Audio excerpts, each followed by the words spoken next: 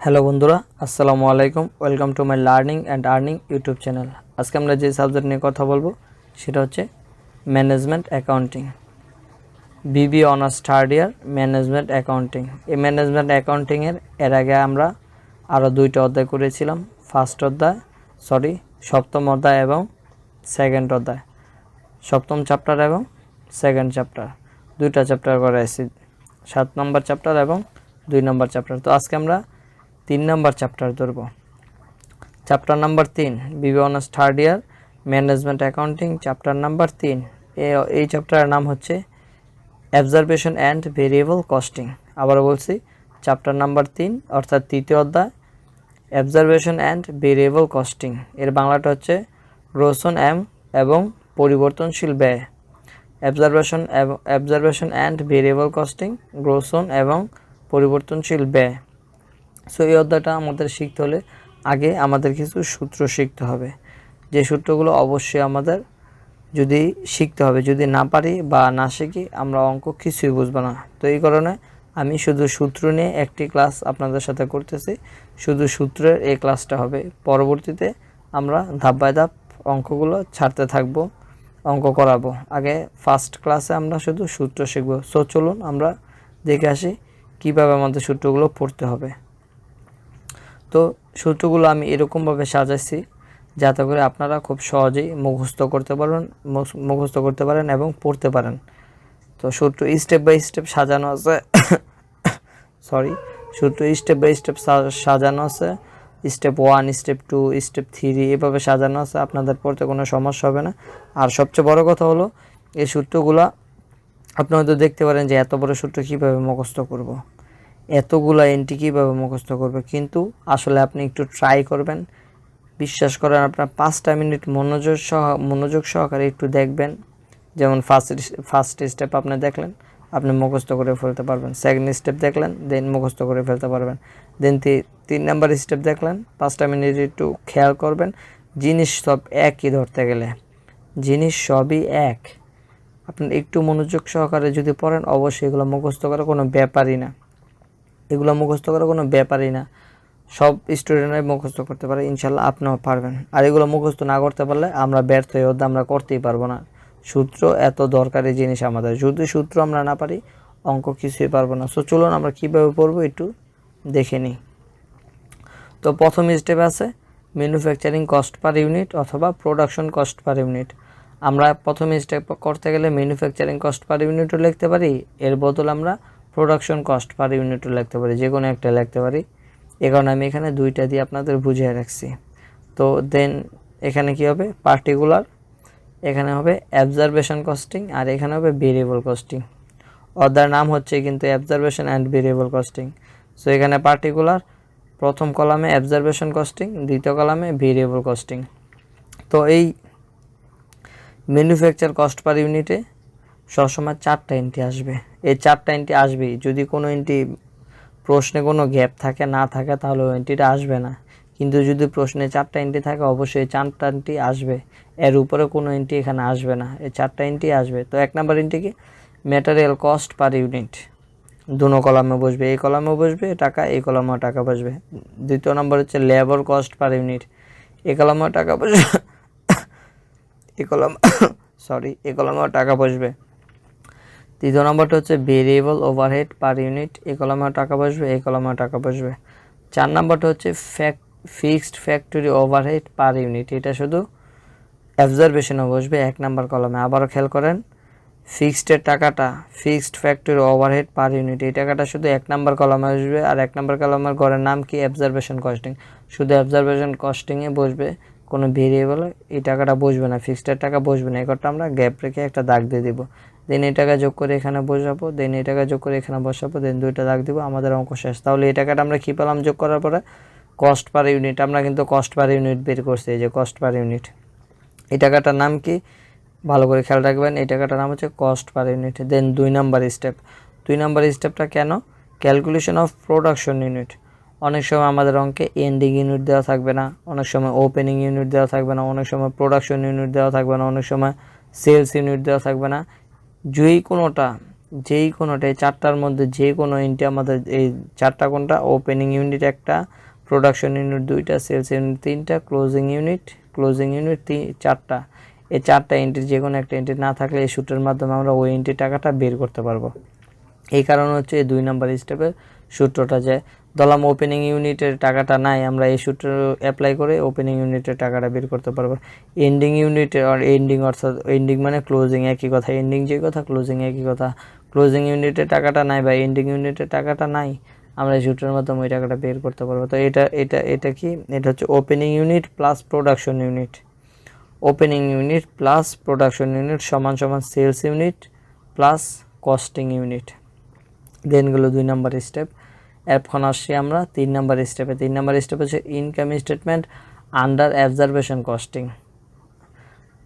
Income statement under observation costing, এই যে observation কিন্তু আমরা করছি একটা 1 নাম্বার কলামে অবজারভেশন স্টেপ 1-এ অবজারভেশনের টাকা কিন্তু আমরা পাইছি কস্ট পার ইউনিট, এখানে টাকা কিন্তু আছে। তো অবজারভেশন প্রথমে অবজারভেশনের কলাম, তো আমরা প্রথম অবজারভেশনেরটাই করতেছি। তো স্টেপ 3-এ কি ইনকাম স্টেটমেন্ট আন্ডার অবজারভেশন, তো দেন এখানে পার্টিকুলার টাকা দুইটা করবেন। ফার্স্টে এই অবজারভেশন কস্টিংয়ে ফার্স্টে আমাদের কোন এন্ট্রিটা আসবে, সেলসের টাকাটা আমরা কীভাবে বের করব, প্রশ্ন থেকে sales unit into selling price per unit, sales ইউনিটটাও দেওয়া থাকবে প্রশ্নে, সেলিং প্রাইস পার ইউনিটটাও দেওয়া থাকবে। দেন এই দুইটা আমরা গুণ করে টাকাটা ডাইরেক্ট 2 নাম্বার করে বসাই দেব। দেন কী বের করব, less cost of goods sold, less কি কস্ট অফ গুডস সোল্ড, এই কস্ট অফ গুডস সোল্ডের 3টা এন্ট্রি আসে। কী 3টা এন্ট্রি, 1 নাম্বার হচ্ছে ওপেনিং ইনভেন্টরি, 2 নাম্বার হচ্ছে প্লাস প্রোডাকশন কস্ট, 3 নাম্বার হচ্ছে মাইনাস এন্ডিং ইনভেন্টরি। তো এই 3টা আবার টাকা বের করতে হয়। কীভাবে টাকা বের করতে হয়, ওপেনিং ইনভেন্টরি কীভাবে টাকাটা বের করতে হবে, opening unit into cost per unit, opening unit into cost per unit. Cost per unit কোনটা, এই যে 1 নাম্বার স্টেপে আমরা কস্ট পার ইউনিট বের করছি।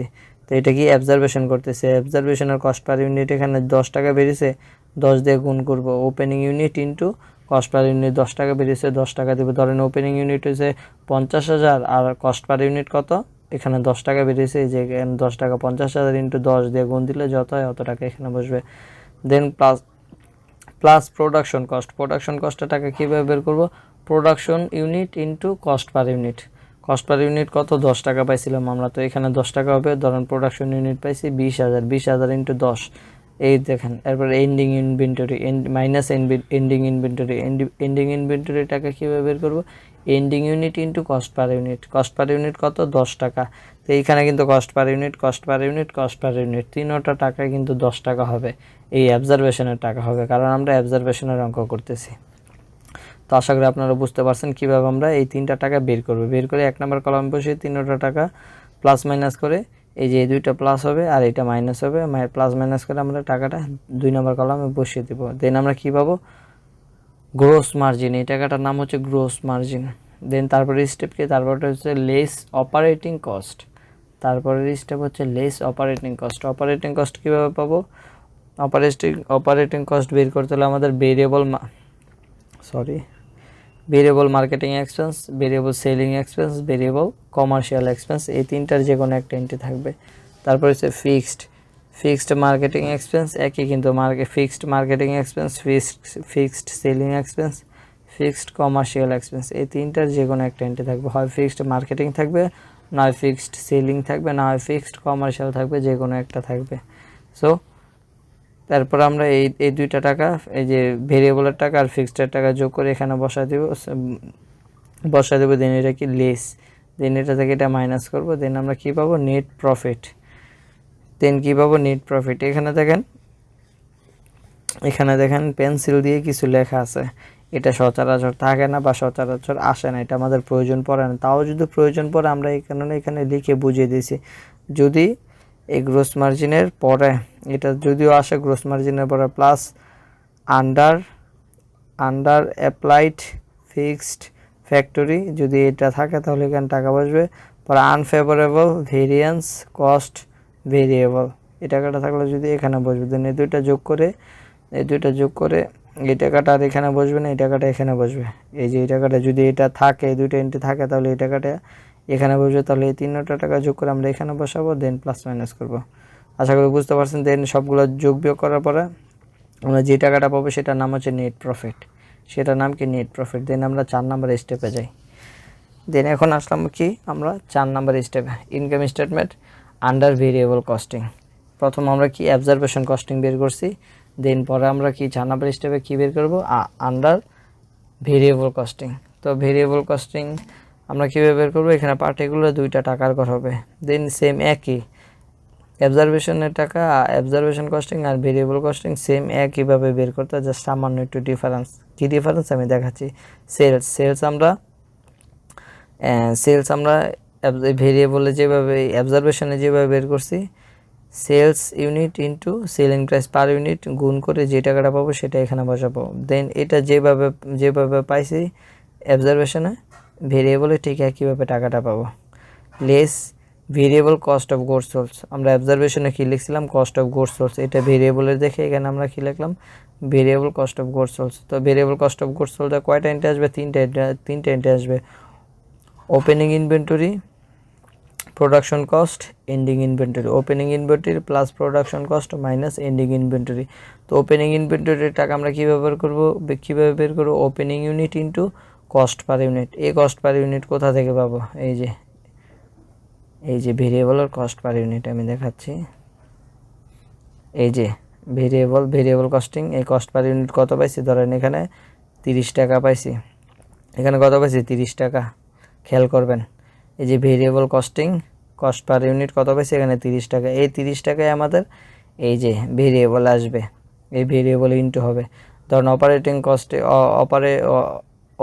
ওপেনিং ইনভেন্টরি কীভাবে বের করবো, ওপেনিং ইউনিট তো প্রশ্নই দেওয়া থাকবে। ধরুন 10,000 পাইলাম, আর into cost per unit, cost per ভেরিয়েবলের কস্ট পার ইউনিট কত, 30 টাকা পাইছি, ইন্টু 30 হবে, 3 টাকা এখানে।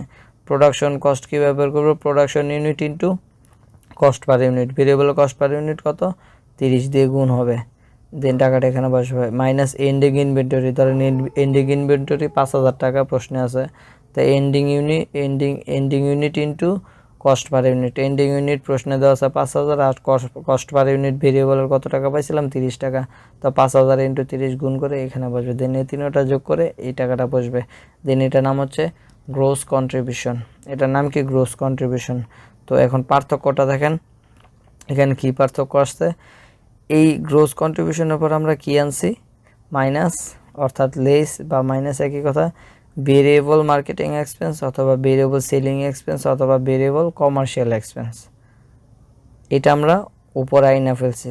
আগে কিন্তু আমরা অবজারভেশনে কিন্তু এই ভেরিয়েবল আর ফিক্সড একসাথে আনছিলাম, কিন্তু এই ভেরিয়েবলের ক্ষেত্রে আমরা এটা উপরে নিয়ে আসবো আর ফিক্সডেরটা নিচে দিয়ে দিব। তো এটা গ্রোস কন্ট্রিবিউশন পাওয়ার পর আমরা কি মাইনাস করব, variable marketing expense, variable selling expense, variable commercial expense. Then টাকাটা এখানে বসায়, এটা মাইনাসের টাকা, দেন এটা থেকে এটা মাইনাস করবে, দেন টাকাটা এখানে বসবে। তারপর আমরা কি পাবো, এই ভেরিয়েবলের টাকা বসানোর পর আমরা কি পাবো, নেট কন্ট্রিবিউশন মার্জিন। এটা কি গ্রোস কন্ট্রিবিউশন আর এটা হচ্ছে নেট কন্ট্রিবিউশন মার্জিন। তারপর আমরা একটা এন্ট্রি করব ফিক্সড কস্ট, তারপরে কি fixed cost less fixed cost. তো ফিক্সড কস্টে কি আসবে, ফিক্সড ফ্যাক্টরি কস্ট। আমাদের প্রশ্নে এটা দেওয়া থাকবে ফিক্সড ফ্যাক্টরি কস্ট, আর ফিক্সড মার্কেটিং এক্সপেন্স অথবা ফিক্সড সেলিং এক্সপেন্স অথবা ফিক্সড কমার্শিয়াল এক্সপেন্স। আমরা তো অবজারভেশনে বসাবো, এখান থেকে দেখে বসাতে পারি, আর প্রশ্নে যত আছে অত আমরা বসাই দেবো। দেন এই দুটা যোগ করে এই টাকাটা এখানে বসাবো, এটা লেস, এই কারণে মাইনাসের টাকা, এই কারণে ব্র্যাকেট দেওয়া, দেন এটা থেকে এটা মাইনাস করে আমরা টাকাটা বসাবো। দেন আমরা কী পাবো, নেট প্রফিট। তাহলে অবজারভেশনের নেট প্রফিট পেলাম আর ভেরিয়েবলের নেট প্রফিট পেলাম। এরপর আমরা অবজারভেশন আর ভেরিয়েবল করার পর আমরা কি করব, রিকনসিলিয়েশন স্টেটমেন্ট। এরপরে আমরা কি করব, রিকনসিলিয়েশন স্টেটমেন্ট আমরা কীভাবে বের করব, পার্টিকুলার টাকা চেঞ্জ ইন প্রফিট। সূত্রটা খুবই সহজ, মনে রাখবেন, চেঞ্জ ইন প্রফিট, তারপর নিচে গিয়ে লিখবো প্রফিট আন্ডার অবজারভেশনের প্রফিট কত টাকা পাইছি আমরা দেখি। ধরেন অবজারভেশনের প্রফিটটা আমরা কীভাবে বের করবো, এই যে অবজারভেশনের নেট প্রফিট কত, যত পাইছি, ধরেন এখানে 50,000 পাইছি, অবজারভেশন নেট প্রফিট 50,000। আর ভেরিয়েবলের নেট প্রফিট কত, ধরেন 20,000, তাহলে অবজারভেশনের নেট প্রফিট এখানে 50,000 আর ভেরিয়েবলের নেট প্রফিট এখানে 20,000। দেন এই দুইটা ডিফারেন্স, অর্থাৎ মাইনাস করে যেইটা বড় ছোট যেটা মন চায় সেটা থাক। এখানে 50,000 থাকে, এখানে 20,000 থাকে, আর এখানে 20,000 থাকে, এখানে 50,000 থাকে, তাতে আমাদের কিছু আসে যায় না। মোট কথা আমরা এই দুইটা টাকার ডিফারেন্স টাকাটা আমরা এখানে বসাই দেবো। দেন দুইটা দাগ দিয়ে এটা ক্লোজ করে দেবো। তারপর কি করব, চেঞ্জিং ইনভেন্টরিটা কীভাবে বের করব, ending inventory minus opening inventory, তাহলে আমরা বের করি এন্ডিং আন্ডার ইনভেন্টরি আন্ডার অবজারভেশনের ending inventory minus opening inventory কত আছে আমরা দেখব। তাহলে আগে অবজারভেশনে যাই, এই যে আসলাম অবজারভেশনে এন্ডিং ইনভেন্টরি ধরেন পাইছি 40,000, আর ওপেনিং ইনভেন্টরি ধরেন 0 টাকা, তাহলে 0 সাথে 40 যোগ করলে কি 40,000 হবে। তাহলে আমরা মোট কথা এন্ডিং ইনভেন্টরি থেকে ওপেনিং ইনভেন্টরি মাইনাস করব, মাইনাস করে যে টাকা থাকবে অবজারভেশনের ওই টাকা অবজারভেশনের ঘরে বসা দেবে, যে অবজারভেশনের টাকা বসা দেবে। তারপর কি ইনভেন্টরি আন্ডার ভেরিয়েবলের টাকা বের করতে হবে ইনভেন্টরি। তাহলে ইনভেন্টরি বের করতে হলে আমাদের কি করতে হবে, এন্ডিং ইনভেন্টরি ধরেন এখানে পেয়েছি 10,000, ওপেনিং ইনভেন্টরি এখানে পেয়েছি 5,000, তাহলে 10,000 থেকে 5,000 মাইনাস করতে হবে, যেখানে লেখা আছে ending inventory minus opening inventory, minus করলে থাকে 5,000, বাকি 5,000 এখানে বসবে। আর যদি 0 থাকে ওপেনিং ইনভেন্টরি, তাহলে আমরা 10,000 সাথে 0 যোগ করলে যত হয় 10,000-এ আমরা 10,000-এ বসাবো। দেন এই দুইটা যোগ করে টাকা এখানে বসাবো। তো আমরা যে আমাদের অঙ্কটা যে হয়েছে আমরা বুঝবো কীভাবে, যদি এখানে আমরা 5,000 পাই, চেঞ্জ ইন প্রফিটে 5,000 পাই, চেঞ্জিং ইনভেন্টরিতে আমরা 5,000 পাবো, এটাও 5,000 হবে, এটাও 5,000 হবে, তাহলে আমরা বুঝতে পারবো কি অঙ্কটা আমাদের হয়েছে। এখানে যদি 10,000 হয়, এখানে যদি 5,000 হয়, তাহলে মনে করবো অঙ্কটা হয় না, অথবা এখানে যদি 5,000 হয়, এখানে যদি 10,000 হয়, তা আমরা মনে করবো অঙ্কটা হয় না। দুইটা টাকা একই হবে, সেম টাকা হবে, এখানে 1,000 হলে এখানে 1,000 হবে, এখানে 15,000 হলে এখানেও 15,000 হবে। দুইটা টাকা যখন সেম হবে, মিলে যাবে, তখন বুঝবো আমাদের অঙ্কটা হয়েছে। তো সবচেয়ে বড় কথা হলো এই সূত্রগুলো খুবই সহজ সূত্র, একটার সাথে একটা কানেক্ট আছে। কীভাবে করবে, যেমন অবজারভেশন আর ভেরিয়েবল, এই দুইটা সূত্র ঘর প্রায় একই, কথাগুলো প্রায় একই, জাস্ট একটু ডিফারেন্স হয়, ওইটা আমরা একটু ভালো করে দেখলেই বুঝতে পারবো। আর রিকনসিলেশন এটা তো কোনো ব্যাপারই না, এটা কীভাবে বের করছে, দুইটা নেট প্রফিট মাইনাস করে টাকাটা বসাতে পারে। এটা হচ্ছে ইনভেন্টরি, কীভাবে বের করবে, change inventory, ending inventory minus opening inventory minus করলে আমাদের টাকাটা বের হয়ে যাবে, এটা কোনো ব্যাপারই না। তো আপনারা যদি ঘাবড়া যান, এত 4-5টা স্টেপ দেখে যদি আপনারা ঘাবড়া যান, তাহলে বড় বোকামি হবে। আপনারা একটু ট্রাই করবেন, দেখবেন আসলে আপনাদের মুখস্থ হয়ে গেছে। তো এই সূত্র যদি মুখস্থ নয়, আপনাদের বাকি ক্লাসগুলো করে কোনোই লাভ নাই। আপনারা এই সূত্রগুলো খাতায় এন্ট্রি করে ফেলবেন, যখন আমি অঙ্ক করাবো খাতাটা সামনে রাখবেন সূত্রগুলো, তাহলে আপনারা বুঝতে পারবেন এই সূত্রগুলো কীভাবে অ্যাপ্লাই হয়েছে অঙ্কের মাধ্যমে, কীভাবে যে এই সূত্র ছাড়া আমরা অঙ্ক করতে পারবো না, সেটা আপনারা বুঝতে পারবেন। তো সেকেন্ড ক্লাস থেকে আমরা অঙ্ক শুরু করব। সো যদি এই ক্লাস থেকে আপনারা কিছু হলেও শিখতে পারেন এবং উপকৃত হন, অবশ্যই আমার চ্যানেলটাতে সাবস্ক্রাইব করবেন এবং ভিডিওটাতে লাইক করবেন। আর যদি ভালো না লাগে অবশ্যই ডিসলাইক করবেন এবং কমেন্ট করবেন। সবাই ভালো থাকবেন, আল্লাহ হাফেজ।